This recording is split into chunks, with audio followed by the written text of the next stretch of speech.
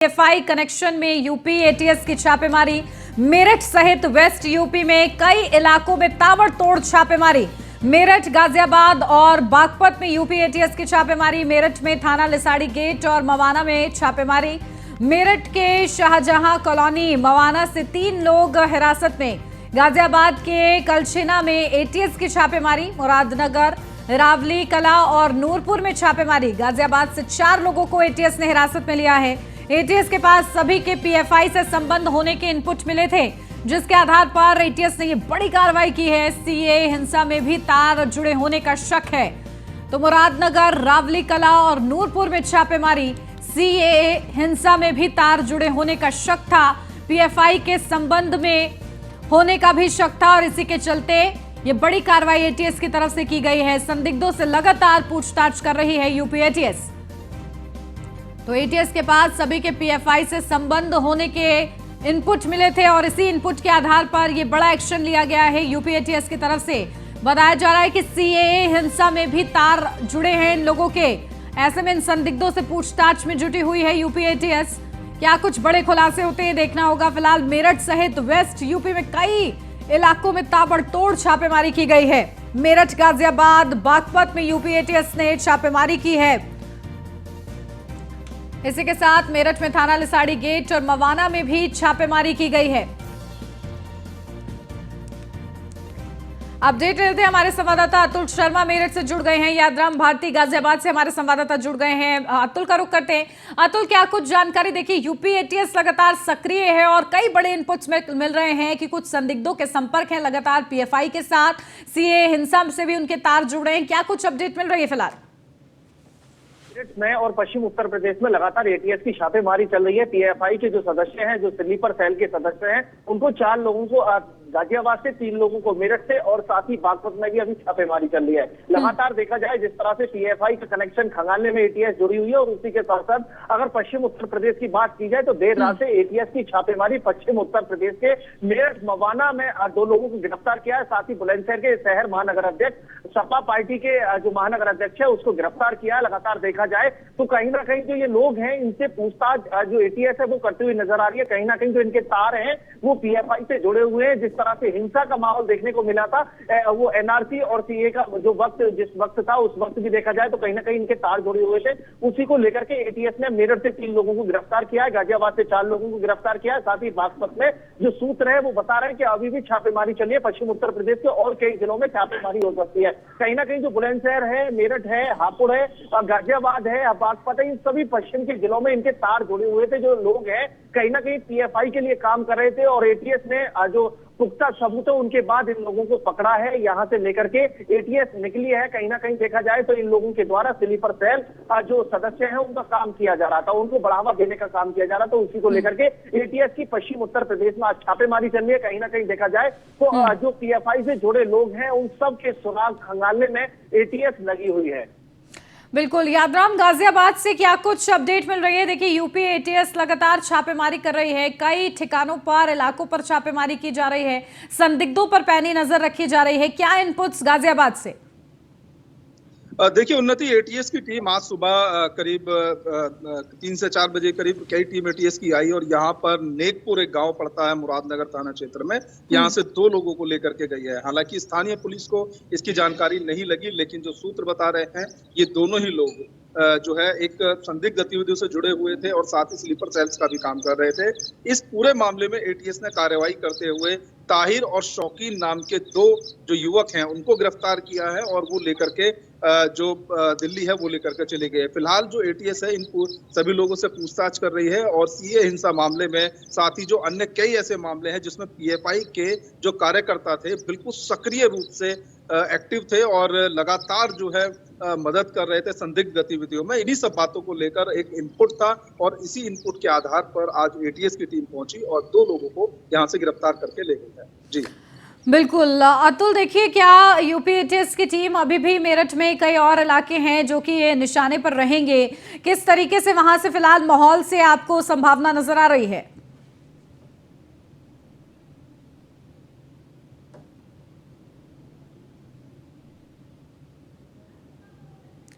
चलिए, शायद अतुल तक आवाज नहीं पहुंच रही है। यादराम का ही रुख करते हैं। यादराम, देखिए किस तरीके से लगातार सक्रियता दिखाई जा रही है।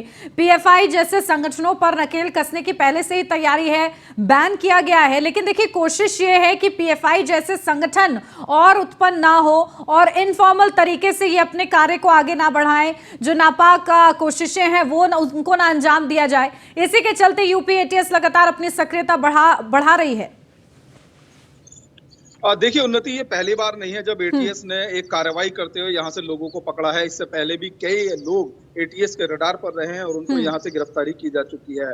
लगातार एटीएस इस मामले को लेकर पूछताछ कर रही है और पूछताछ के आधार पर उसे कुछ ऐसे इनपुट मिले जिसके बाद उन्होंने मेरठ और गाजियाबाद में ताबड़तोड़ कार्रवाई की और लोगों को हिरासत में लिया। उसके बाद अब इन लोगों से पूछताछ की जाएगी और इस बात का पता लगाया जाएगा कि आखिर ये लोग किन किन संदिग्ध गतिविधियों में शामिल थे, क्योंकि लगातार ये इनपुट मिल रहा था कि जो देश विरोधी चीजें हैं, जो तमाम ऐसी चीजें हैं जिनमें स्लीपर सेल्स के तौर पर ये लोग काम कर रहे थे और कई तरह ऐसी, चाहे वो पैसे के मामले में हो, चाहे वो किसी भी टेक्नोलॉजी के मामले में हो, ये लगातार जो पीएफआई है उसकी मदद कर रहे थे और इन्हीं सब बातों को लेकर एटीएस की छापेमारी हुई और उसके बाद अब इन लोगों से पूछताछ के बाद खुलासा होगा कि आगे कौन ऐसे लोग हैं जो इनके साथ जुड़े हुए हैं और इनकी जो मदद है वो कर रहे हैं। जी बिल्कुल, और देखिए किस तरीके से अब इस पूरे मामले में बड़े खुलासे होते हैं, यही देखना महत्वपूर्ण रहेगा। ठीक है, आप दोनों ही बने रहिए। अतुल, फिलहाल क्या अपडेट आपको मेरठ से मिल रही है? क्या माहौल किस तरीके का वहां पर बना हुआ है? देखिए उन्नति, अगर मेरठ की बात की जाए तो मवाना से एक व्यक्ति को गिरफ्तार किया है, वहीं थाना लिसाड़ी गेट से एक को किया है और वहीं अगर हापुड़ अड्डे की बात की जाए तो बुलंदशहर के सपा के पूर्व महानगर अध्यक्ष जो अब्दुल खालिक अंसारी है उसको गिरफ्तार किया गया है। कहीं ना कहीं पीएफआई के जो स्लीपर सेल होते हैं या फिर जो पीएफआई से रिलेटेड जो मटेरियल है वो सब ये प्रोवाइड करवाते थे। और वहीं एक मदरसे की बात की जाए, जो अब्दुल खालिक अंसारी है वो एक मदरसा चलाता है और उसी को लेकर के कहीं ना कहीं जो छात्र है उनके दिमाग में पीएफआई से रिलेटेड जो तार है वो जोड़ने का काम करा जा रहा था, उसी को लेकर के एटीएस ने गिरफ्तार किया है। और बुलंदशहर का महानगर अध्यक्ष मेरठ में अपनी धर्मपत्नी को मेडिसिन के लिए लेकर के पहुंचा था, इलाज कराने के लिए पहुंचा था। उसी वक्त पीएफआई को एटीएस को सूचना मिलती है और उसको हापुड़ अड्डे से गिरफ्तार कर लिया जाता है। कहीं ना कहीं 3 लोगों को मेरठ से गिरफ्तार किया गया। पश्चिम उत्तर प्रदेश की अगर हालांकि बात की जाए तो पहले भी एटीएस ने कार्रवाई की थी, मेरठ से कई लोगों को गिरफ्तार किया था, जिसमें से 1-2 लोगों को छोड़ा भी गया था। सबसे बड़ी बात ये इस वक्त जो एटीएस का मुद्दा है कि जिस तरह से जो गलत गतिविधियां में शामिल है उन सब लोगों पर शिकंजा कसना है। तो कहीं ना कहीं अगर देखा जाए तो पश्चिम उत्तर प्रदेश के अंदर यूपी एटीएस की कार्रवाई जिस तरह से चल रही है, कहीं ना कहीं जो पीएफआई के सदस्य हैं उनकी मुश्किलें बढ़ती हुई नजर आ रही है। यूपी एटीएस का मानना है कि जिस तरह से देश में गलत गतिविधि हो, हिंसात्मक मामले हैं उनको लेकर के बात की जाए या फिर लगातार देखा जाए जिस तरह से पश्चिम उत्तर प्रदेश के अंदर एटीएस इन सभी जो स्लीपर सेल के सदस्य हैं या पीएफआई से जो कनेक्टेड लोग हैं उन सबको गिरफ्तार करने का काम जल्द से जल्द करेगी। और अभी लगातार बात की जाए तो पश्चिम उत्तर प्रदेश के अंदर फिलहाल भी एटीएस की छापेमारी चल रही है। अभी तक की बात की जाए तो कहीं ना कहीं अभी भी आज जो कार्रवाई है एटीएस की वो बरकरार जारी है। मवाना की बात की जाए तो लगभग सुबह 8 बजे के करीब एक व्यक्ति को उठाया, उसके बाद देख सकते हैं कि पश्चिम उत्तर प्रदेश के किस जिले में ये कार्रवाई चल रही है इस बात का पुख्ता सबूत नहीं है, कह नहीं सकते। सूत्रों के मुताबिक ये पता है कि पश्चिम उत्तर प्रदेश के हापुड़ साइड में इस वक्त एटीएस के जो कार्रवाई है वो लगातार जारी है। और कहीं ना कहीं देखा जाए जिस तरह से पीएफआई के स्लीपर सेल के सदस्य हो या पीएफआई से कनेक्टेड लोग हो उन सब पर शिकंजा कसती हुई नजर आ रही है एटीएस। तो बिल्कुल देखिए, लगातार अलग अलग ठिकानों पर और अलग अलग जिलों में बड़ी कार्रवाई हो रही है। यूपी एटीएस लगातार छापेमारी कर रही है। यादराम, देखिए किस तरीके से लोगों को टूल की तरह इस्तेमाल किया जाता है इस तरीके की एक्टिविटीज को अंजाम देने के लिए, और खास तौर से जब से पीएफआई बैन हुआ है कहीं ना कहीं इसको लेकर ट्रिगर करने का काम उन लोगों को पर हुआ है जो लोग लगातार कुछ बड़ा प्लान कर रहे थे, लेकिन उनकी कोशिशें अब रुक गई हैं इसी के साथ। तो ऐसे में बेहद ही ज्यादा सक्रियता रखने की जरूरत है और वो नजर भी आ रही है ग्राउंड जीरो पर।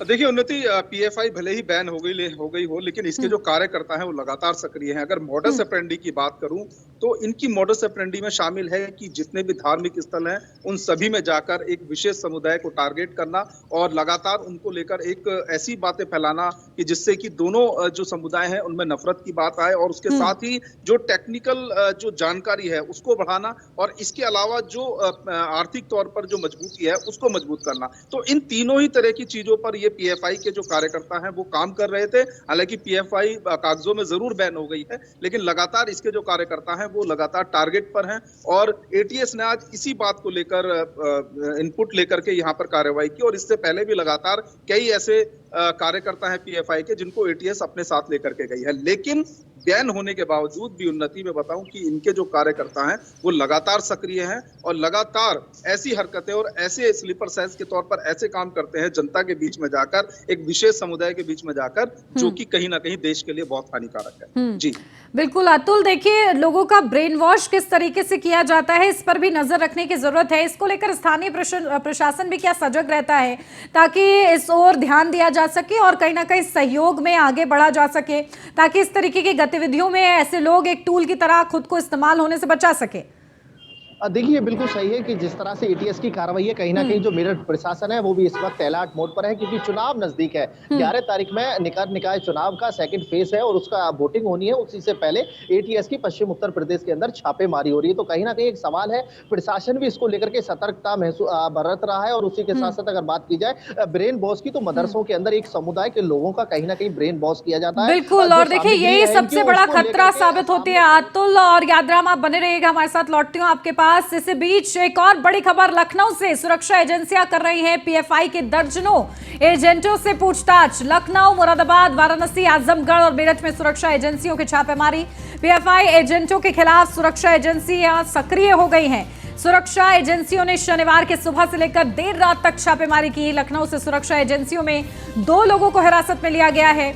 यूपी एटीएस ने विकास नगर के फोटोकॉपी की दुकान में भी युवक को हिरासत में लिया है। तो सक्रियता किस तरीके से, जहां सुरक्षा एजेंसियां पीएफआई के दर्जनों एजेंटों से पूछताछ कर रही हैं। लखनऊ, मुरादाबाद, वाराणसी, आजमगढ़ और मेरठ में सुरक्षा एजेंसियों की छापेमारी सामने आई है, जहां पीएफआई एजेंटों के खिलाफ सुरक्षा एजेंसियां अब सक्रिय हो गई हैं। तो सुरक्षा एजेंसियों ने शनिवार के सुबह से लेकर देर रात तक छापेमारी की है। ताबड़तोड़ ये छापेमारी रही है और इस दौरान कई लोगों पर शक के चलते उनको हिरासत में भी लिया गया है। इनपुट्स के आधार पर यह कार्रवाई की गई है। लखनऊ से सुरक्षा एजेंसियों ने 2 लोगों को हिरासत में लिया है, उनसे भी पूछताछ की जा रही है। यूपी एटीएस ने विकास नगर के फोटोकॉपी की दुकान से भी युवक को हिरासत में लिया है। तो ये बड़ी खबर है, जहां यूपी एटीएस किस तरीके से छापेमारी कर रही है, जहां सुरक्षा एजेंसियां पीएफआई के दर्जनों एजेंटों से पूछताछ कर रही हैं। लखनऊ, मुरादाबाद, वाराणसी, आजमगढ़, गाजियाबाद और मेरठ में छापेमारी की गई है।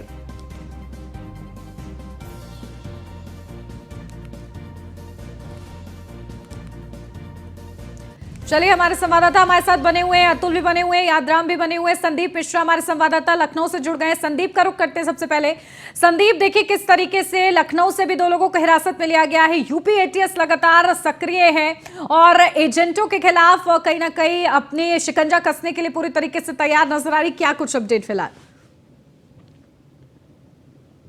से पीएफआई की अगर हम बात करते हैं तो पॉपुलर फ्रंट ऑफ इंडिया है उसका नाम है, और ये जो है लोगों के बीच में जाकर के देश भावना को भड़काने का काम करती है। इस एजेंसी को पहले भी बैन कर दिया गया था उत्तर प्रदेश में, लेकिन उसके बाद भी इसके जो कार्यकर्ता हैं वो पूरी तरीके से सक्रिय हैं। उस पर लगातार जी अब जो है यूपी एसटीएफ की जो है छापेमारी तेज हो चुकी है। लगातार ऐसे लोगों पर नजर बनाए हुए थी जो पॉपुलर फ्रंट से जुड़े हुए थे, एजेंसी जुड़े हुए थे और लोगों को भड़काने का काम कर रहे थे। उसको लेकर के लगातार कार्रवाई की जा रही है। लखनऊ, मुरादाबाद हो या मेरठ हो या वाराणसी हो, कई ऐसी जगह है जहां पे पॉपुलर फ्रंट ऑफ इंडिया के जो लोग थे, जो एजेंसियां थी, उनके लोगों को गिरफ्तार किया। लखनऊ की अगर बात करते हैं तो लखनऊ विकास नगर में एक फोटोकॉपी की स्टेट की दुकान है, वहां से गिरफ्तारी हुई है, जो लगातार इस पे एटीएस की टीम जो है सक्रिय थी और नजर बनाए हुए थी। यानी कि जिस तरीके से पॉपुलर फ्रंट ऑफ इंडिया लगातार जो है अपनी सक्रियता को और बढ़ा रहा था उत्तर प्रदेश में, और इसको लेकर के लगातार इसकी जो है जो इनके कार्यकर्ता है वो तेजी से लोगों के बीच में बैठ करके काम करने का काम, समझाने काम कर रहे थे और इसी के साथ साथ उनको जो है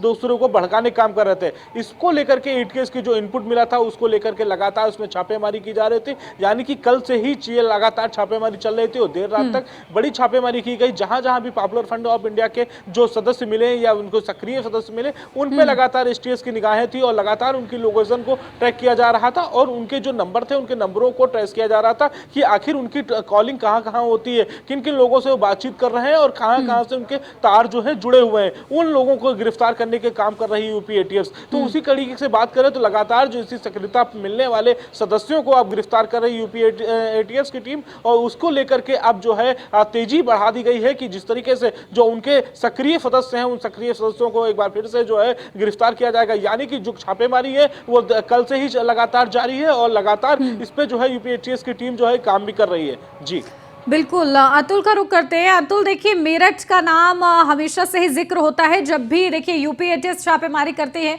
मेरठ के कई ठिकाने रडार पर रहते हैं। इसकी वजह क्या है, किस तरीके से वहां पर जो गिरोह हैं वो बने हुए हैं, उसको लेकर क्या वहां पर एक्शन लिया जाता है? स्थानीय प्रशासन उसको लेकर कितना सजग है? क्या जानकारी में है स्थानीय प्रशासन की ये सब? नजर आती है। और उसी के साथ साथ अगर देखा जाए जो पीएफआई को बैन कर दिया गया है उत्तर प्रदेश में, उसके बावजूद जो इसके सदस्य हैं वो लगातार काम कर रहे हैं, जो एक समुदाय को टारगेट कर उन्हीं के बीच में जाकर के उनको भड़काने का काम करते हैं। और कहीं ना कहीं हिंसा का जो माहौल है, सीएए का जो हिंसा का मामला था, उसमें कहीं ना कहीं जो पीएफआई के सदस्य आज गिरफ्तार हुए हैं मेरठ से, उन तीनों का बड़ा रोल था। उसी को लेकर के उनको गिरफ्तार किया गया। कहीं ना कहीं जो तार है वो सीएए और एनआरसी से जुड़े हुए थे। और उसी के साथ साथ देखा जाए तो मेरठ के अगर कोई भी मामला होता है, देखिए पहले भी अगर पीएफआई की जो सदस्यों की गिरफ्तारी की बात की जाए या फिर जो कार्रवाई की बात की जाए, तो मेरठ से कई दर्जन लोगों को एटीएस ने गिरफ्तार किया था। काफी लंबे समय तक 3 से 4 दिन तक यहाँ पर कार्रवाई चली थी। कई लोगों को ठिकानों से पकड़ा था, कई मौलवियों को गिरफ्तार किया था। उसके बावजूद अगर देखा जाए तो मेरठ में जो पीएफआई का स्लीपर सेल है या फिर जो सदस्य हैं वो इस तरह से मजबूती से है कि उनका तार खंगालना बहुत मुश्किल पड़ जाता है। एटीएस ने काफी लंबे समय के बाद मेरठ में कार्रवाई की है। मेरठ के साथ साथ मेरठ से ही जुड़े हुए तार गाजियाबाद के निकले। और गाजियाबाद की अगर बात की जाए तो कहीं ना कहीं जो बुलंदशहर का शहर महानगर अध्यक्ष है सपा से जो खालिक अंसारी है, उसको भी गिरफ्तार किया है। तो कहीं ना कहीं जो पीएफआई के सदस्य हैं वो बैन होने के बावजूद उत्तर प्रदेश के अंदर काफी मजबूती के साथ अपना काम कर रहे हैं। उसी को लेकर के एटीएस निगाह बनाए हुए थी। और उत्तर प्रदेश के साथ साथ मेरठ की बात की जाए, गाजियाबाद और पश्चिम उत्तर प्रदेश की अगर बात की जाए तो पश्चिम उत्तर प्रदेश से लगभग 7 लोगों को अभी तक जो एटीएस है उसने पकड़ा है, उनको पूछताछ के लिए हिरासत में लिया है। यादराम, देखिए पीएफआई के एजेंट अभी भी सक्रिय हैं। जिस तरीके से आप भी जिक्र कर रहे थे कि भले ही पीएफआई संगठन बैन कर दिया गया है, लेकिन बावजूद इसके जो कार्यकर्ता हैं वो सक्रिय हैं। क्या इसके पीछे का मुख्य कारण है और किस तरीके से ये लोग लगातार ग्रो कर रहे हैं? इसके पीछे किसकी शह है? कैसे ये पूरा नेक्सस चलता है? आम जनता इसको लेकर किस तरीके से अलर्ट रह सकती है?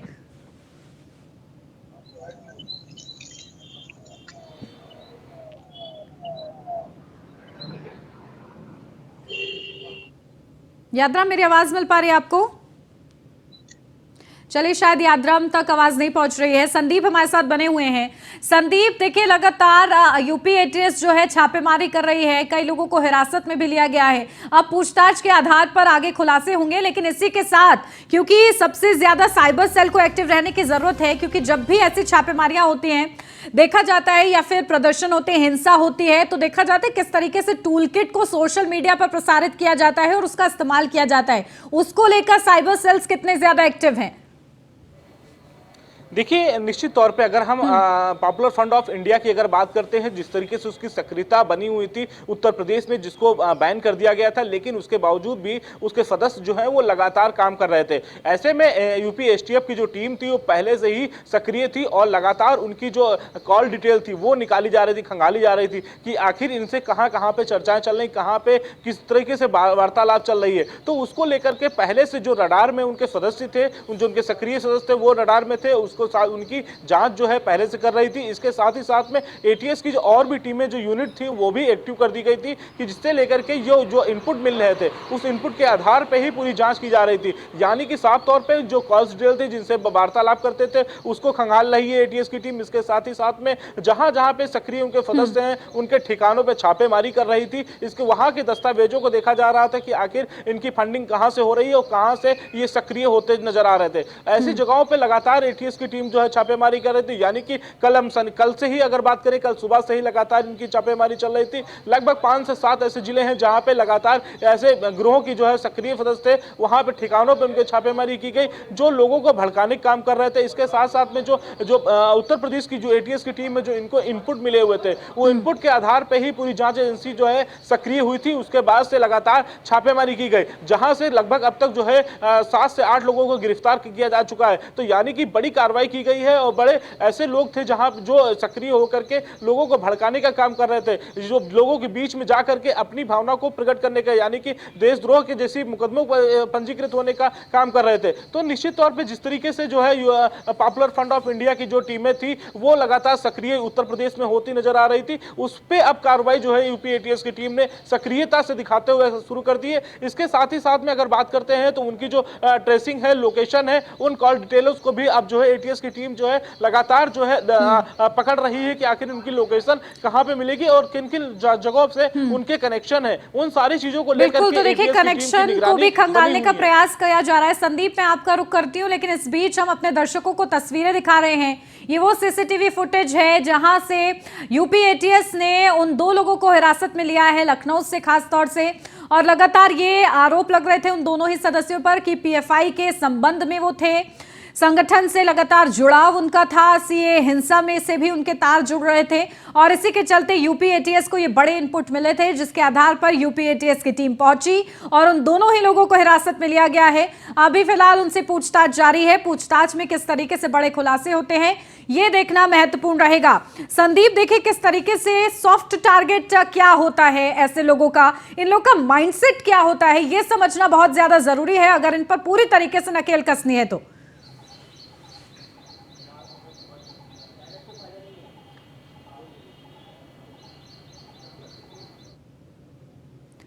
संदीप पर तक आवाज नहीं पहुंच रही शायद। मेरठ से रुक करते हैं, अतुल बने हुए हमारे साथ। मेरठ देखिए, अतुल देखिए किस तरीके से लगातार जो संलिप्तता पाई जा रही है लोगों की, इनमें इसका माइंडसेट अगर देखा जाए तो किस तरीके से उसको स्टडी किया जा रहा है, क्योंकि जब तक आप माइंडसेट नहीं समझ पाएंगे, आप उनकी मंशा नहीं समझ पाएंगे और ठीक तरीके से कार्रवाई नहीं हो पाएगी।